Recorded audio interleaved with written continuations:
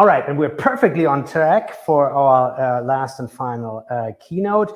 I'm very happy to have with us Professor Thomas Jung. He is from the Alfred Wegener Institute, which focuses on ocean and climate, ocean and polar research, and he is the head of climate dynamics. Thomas, there you are, perfect. How are you doing today? I'm very well, thank you very much. It's great to have you with us. We are all very keen to learn what climate dynamics is and what you do there. And let me remind everyone, utilize the chat and the Q&A button if you have questions arising during Thomas's talk. Thomas, the stage is all yours. Okay, yeah, thank you very much. And greetings here from the north of Germany, from Bremen. And yeah, I'm delighted to talk a bit about my career in data science and IT. And I will be focusing on tackling grand challenges with the aid of climate models. What I'm planning to do is to talk a few minutes about what I'm working about at the moment. Then I will be winding back and run you a bit through my CV, okay? And as I go along, I share a bit of views and opinions on that you may consider career advice as we go along. Okay, so let me start with our instruments that you can call the pillars of science. And there's theory. I mean, there's the experiment.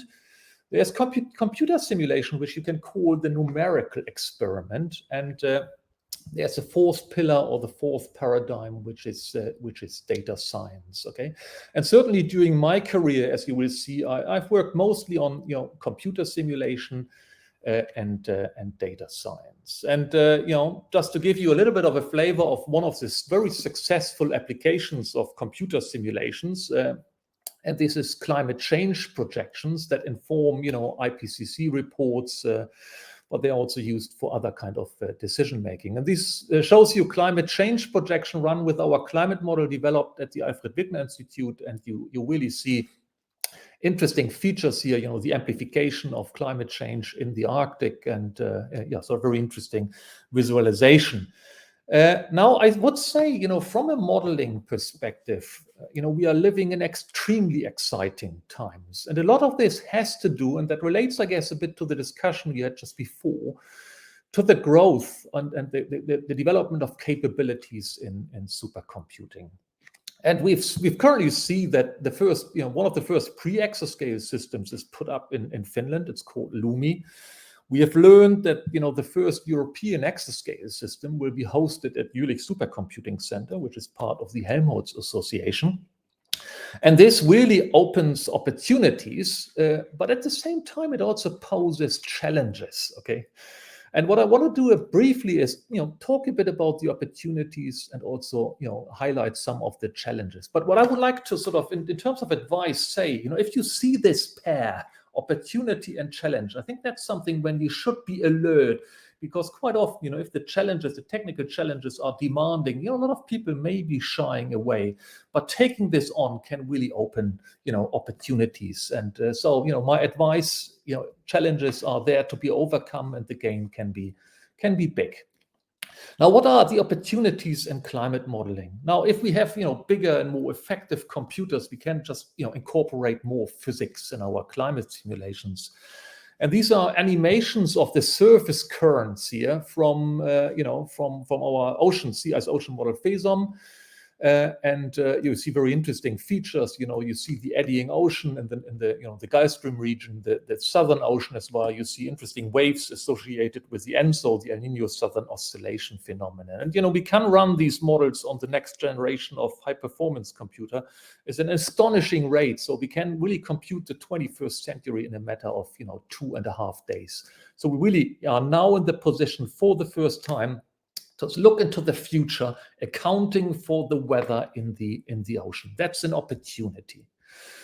This gives us also new insight in how the weather of the ocean may actually change in a warming world. And this is from a paper by a PhD student of mine, Nathan Beach, that came out in Nature Climate Change just a couple of weeks ago, and that shows that sort of major you're adding regions in the ocean, maybe moving poleward as the climate warms. And, there's generally an increase in activity in the Southern Ocean and, some interesting particularities as well.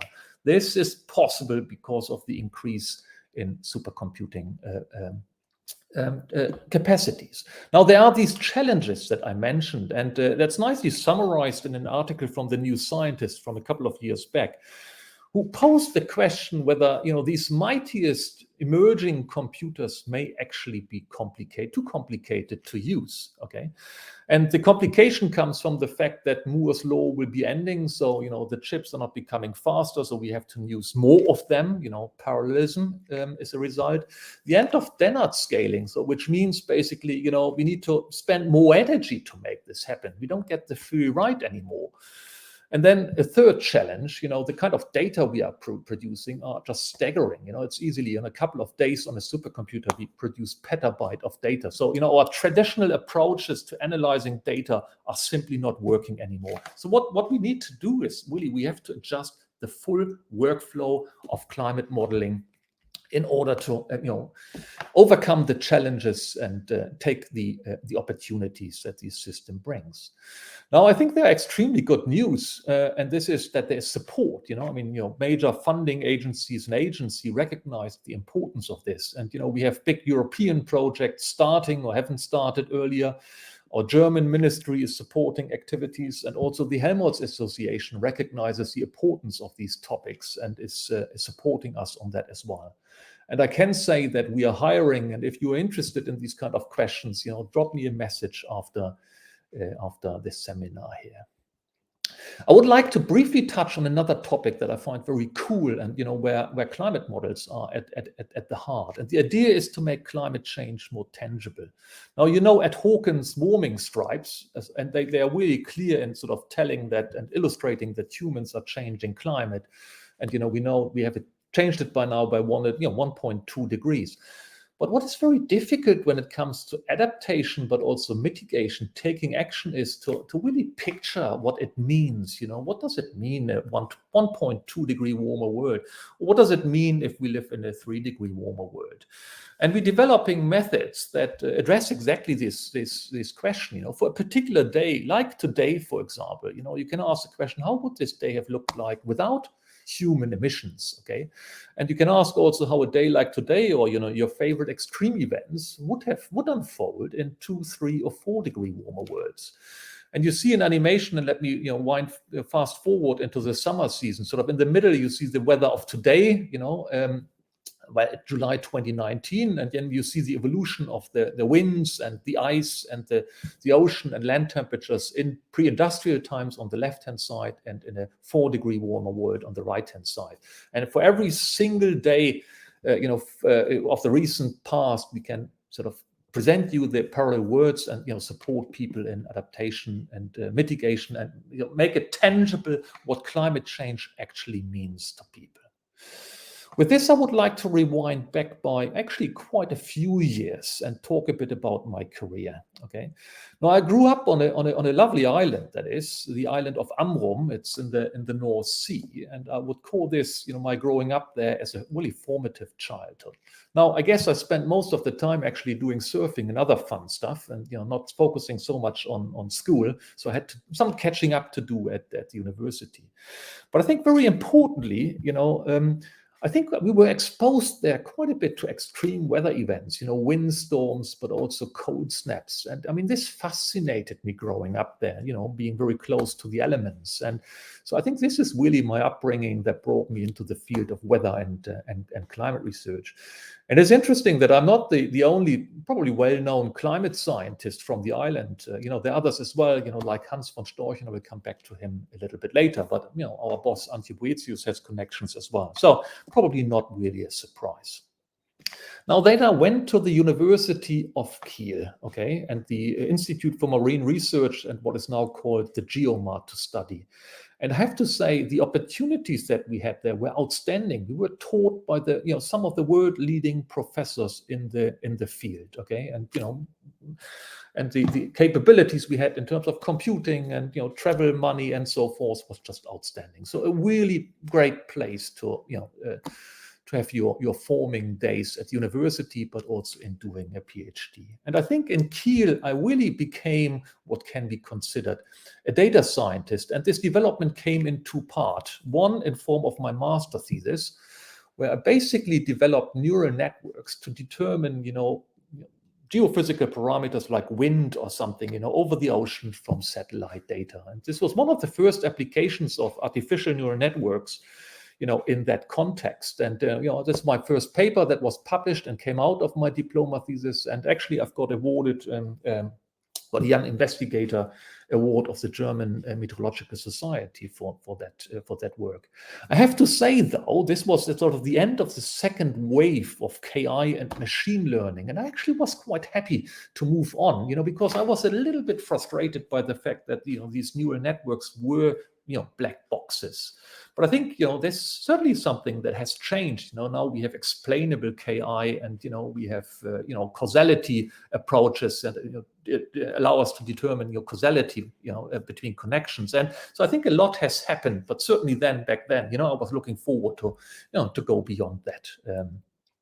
And I guess that is the second part of my becoming a data scientist was my PhD, where I really was into the analysis of climate data. And I had my Bible, statistical analysis and climate research, which I can still recommend, which was, led and written by Hans von Storch, who also came from one of the islands where I grew up, so, from Föhr.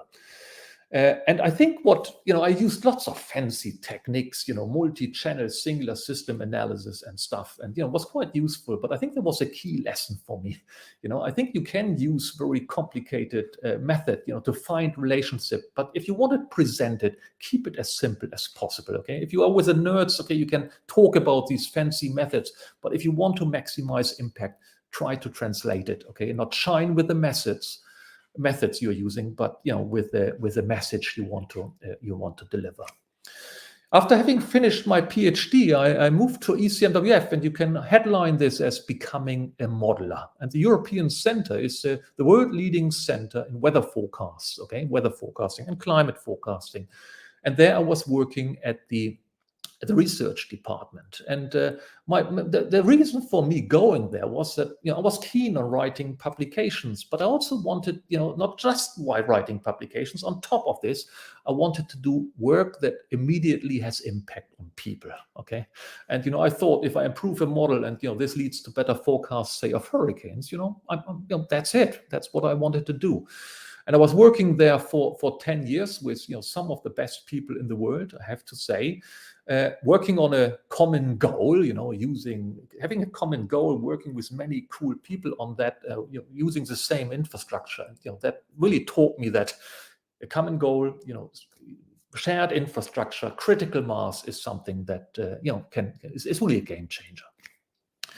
Now, after 10 exciting years, professionally, but also, privately and personally, I went about 11 or 12 years ago, I went to the Alfred Wegener Institute, which is part of the Helmholtz Association. And, you can headline this with becoming a leader. So I was a senior scientist back then, but then, became a professor, group leader, and so forth. And, when I was asked to apply, by RV, one of the reasons was because, what RV and, the Helmholtz Association has to offer is just great. You have great people, you have great opportunities in terms of funding and staff working with you. I think it is almost unrivaled, I would say. Okay, so the opportunities you have at RV or sort of more generally in the Helmholtz Association are just outstanding. Okay. And I also, moved a little bit back towards climate research and, sort of working towards the themes, like kilometer scale modeling, storylines that I've shown you earlier on. Let me say a few things about, becoming a leader. I was a bit new in the field on polar research. So I was a weather person, doing mostly weather research. And, I was doing research everywhere in the tropics, mid-latitudes, and also a little bit in the tropics. So, when I came to RV, I had, within a relatively short period of time, I had to get to know the community. So what I did is I volunteered basically to lead some international projects like the Polar Prediction Project of the World Meteorological Organization. And that allowed me to get to know in a very, very, very nice way, an effective way, the international leading community on polar prediction. And then I also needed to get to know European leaders, okay? And then I engaged and led the Arctic European Climate Research Alliance. And again, that allowed me within a very short period of time, get to know the important people. And, if you are in a very similar position, and, sometimes wondering, do I waste in time in participating or leading committees? I always thought it was really a great opportunity. I think in the interest of time that that we also have a bit of discussion time for discussion. Let me make a few further comments here before handing back for the discussion. So I think what really is important is that you should try as much as possible to work with and learn from the best. Okay, I mean this really sort of puts your ambition and the sort of at the right level to flavor. To flourish, sorry.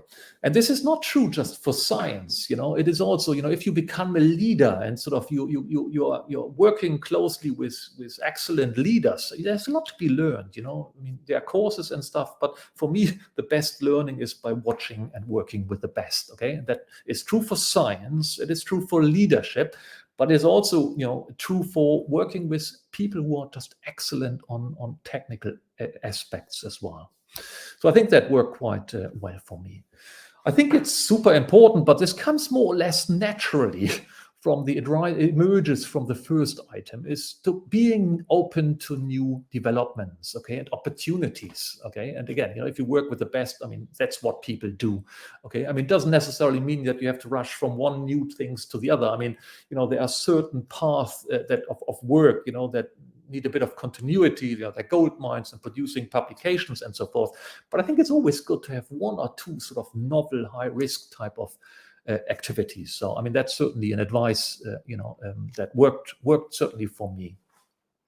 When it comes to methods and data, I think it's very important to know the pros and the cons, okay, and spend some time of this, because otherwise, you can also, lose quite a bit of time just by doing things that might have been obvious, or sort of you're just misled by shortcomings or of your method or limitations of your data. So I think, especially if you are in data science, where you have sometimes novel cutting-edge methods and and sort of interesting data set, I mean, just try proactively to look at the pros, but also at the cons, and try as much as possible to be aware of them. I think leading, but also working in diverse teams is very important. And, sometimes, people try to hire, similar type of people. But, if you want to work in a very effective team, you need different types. You need the renegade. You need someone who is strategic, someone who nurses and looks after the team and so forth. So, looking, if you're considering working somewhere, looking for a diverse team, I think that's very important as well.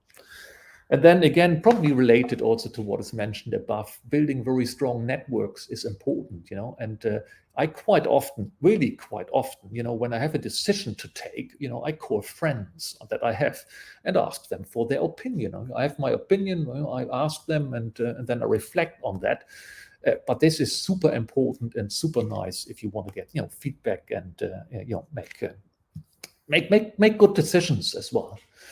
And last, more or less, but not least, I come up with two more points. I think it's super important of, having fun. I always think, if the team doesn't have fun, not every single day, but fundamentally, if there's no fun, probably success is not very likely. And, generating this atmosphere, I think, is something that's very important.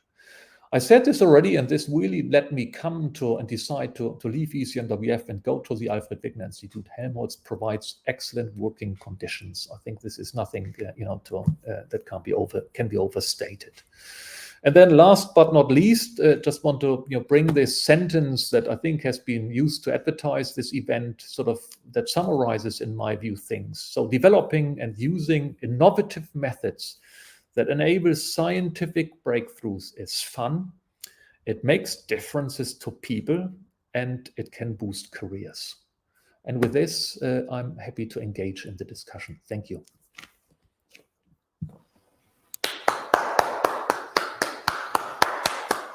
Thank you so much, Thomas. As I pointed out beforehand, you should imagine now a big auditorium with almost, over 250 people logged in. So present, giving you standing ovations now. Unfortunately, we could not realize this in this setting. So thank you for this impressive talk. We had a little bit of a chuckle here in the studio when you sublimed the statistics textbook with "keep it simple." But we have quite an engaged crowd in the chat, and there are some questions. Victoria. Yeah, we have a very interesting question, and this is just concluding what we have discussed with Charlotte in the panel before. So we have a question about what do you think about numerical simulation versus AI simulation? Yeah, I just came in when this discussion took place, and I agree with what has been said. So I think we are in our field in climate research, we are in a very fortunate situation that we know the governing laws, okay? We know the governing physics. And I think this is a distinct advantage, okay? And, I think this will, keep us going and influence the way we simulate and model for years to come. But as it was said, there are good reason to consider AI components and climate modeling as well, and as it was said, for speeding things up or perhaps to make climate models more energy efficient. I know that sometimes there's a discussion of whether weather and climate models could be completely replaced by AI. And, I guess for the foreseeable future, probably not. And my thing is, if they are going to be replaced, then probably they will be trained on long simulations with climate models in the first place, okay? Because I think that, I'm really training on all the possible extreme events that the world may have to offer.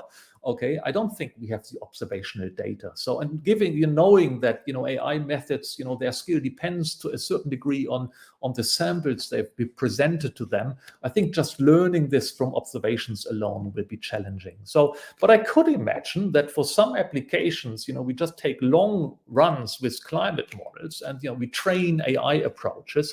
And then, we have some interesting applications, type of emulators, if you will. So I think this is a possibility. And yes, I think it probably makes very much sense to replace certain parts of climate models by AI. But I think certainly for the foreseeable future, this hybrid, this sort of physics and AI-based approach, I think that's the way to go. That sounds extremely interesting, but how would one approach this line of work from like a master's or a PhD student's perspective? I mean, I would have to be knowledgeable in the numerical things that you classically do, and would have to be knowledgeable about supervised learning, right? I mean, that sounds like quite a tough nut to crack, right? Yeah, that's probably true. And I guess, again, if you're a master's student or a PhD student, I think, when it comes to the supervising team, you really would need to have advice, from these two, different disciplines, if you will. But, I think if it's sort of a well-formulated problem, give you an example, for example, in these climate models, we do radiative transfer, okay? And we understand the physics of radiative transfer very well. Okay, but it's computationally super expensive. And I think one of the first sort of usages of AI in weather and climate models was the replacement of the radiation code. So what you would do is, you would extract this, you would, run lots of examples and then, train your AI component with this and replace this. And I think this is actually, well, probably for a master project, that's quite ambitious. But, if you have some support, perhaps as a PhD project, I would think that this is, might be perfectly doable, for perhaps not overly comprehensive parts of the climate models. And again, with the right people and the advisors and, having the technical skill around you as a team. All right. So talking about joint supervision, I hear that there's quite an interesting PhD program set up at Avi and your colleagues farther up north. Can you talk a little bit about that? Yes, absolutely. This is a marine data science school that we have set up and that we run together. I mean, that's run at the Alfred Wegener Institute and together with our colleagues from Geomar in Kiel. It's probably not a surprise that in the north, where these marine institutes take place, that the Marine Data Science School is located. And yes, we do have opportunities, and we have actually at least two projects, where we look into this, replacing certain parts of climate models by AI. And in terms of teams, yes, we have the experts from the domain scientists, if you will. We have them sitting at the Helmholtz institutes. And then we have professors of who are experts in AI or numerics or something from the respective local universities. And I think that works very well, I have to say. And I think that some of us sitting in the Helmholtz centers, I would probably say they go beyond domain scientists. Okay, I mean they have even a good understanding of some of the AI. But I think it's great teams and it's a great opportunity. And it's called MAR Data, Marine Data Science School. Wonderful. So this MAR data will be at the expo area in half an hour as well. Victoria, are there further questions in the chat?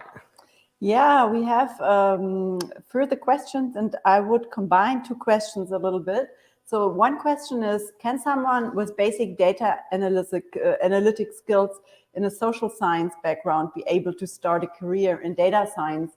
And then further, what do you wish young talent to learn first, or to faster learn? I mean, coming to the first question, I mean, I think, I said, know the pros and cons of your method and your data. I think, well, if you are sort of a well-trained data scientist, I mean, hopefully you know the pros and cons of your method, but that still leaves you with probably a little bit of lack of expertise on the data. Okay, and I think that's important as well. And I guess this is probably one of the main obstacles. Okay, I mean, I think that's we do see this also to some degree, in the people who start on MAR data. So it's a little bit like you need the method part and need to be innovative, but you also need to have the domain knowledge. So I think it's a challenge who needs to be aware of this. I wouldn't necessarily. I mean, it depends on the person as well. How fast they are and how interested they are. So I wouldn't necessarily exclude the possibility of making this jump and then coming a bit more from the data science side and playing those strengths in your project. But again, it's quite ambitious. Okay, one needs to say, and again, probably a lot needs to be learned on the data side, on the sort of that scientific problem side, that that this research and this activity is really going in the right direction. When it comes to the second question, how to speed things up, I mean, it's probably finding effective ways of learning and good teachers in a way. And I think that I think it's a little bit, your first project, the people you work with first. I think this has quite a bit of an impact on sort of your career and sort of how fast things move forward. And otherwise, probably take some of the advice into account that's up here on my remarks. But again, looking at the right material and learning from the from the best, and I think that's something that may help you on that. All right.